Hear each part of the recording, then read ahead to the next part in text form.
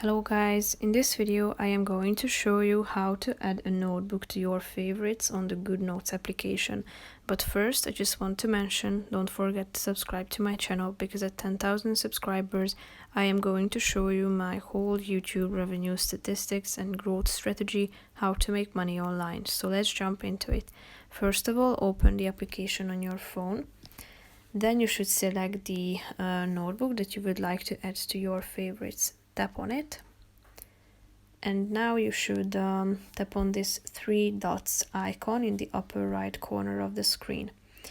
Now, as you can see, the first function is the add to favorites option, so click on it. So now this notebook has been added to your favorites, so you need to go back by tapping on this icon in the upper left corner.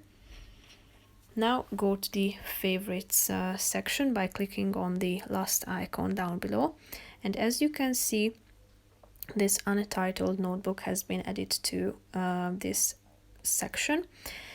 You can organize it by date, name or type.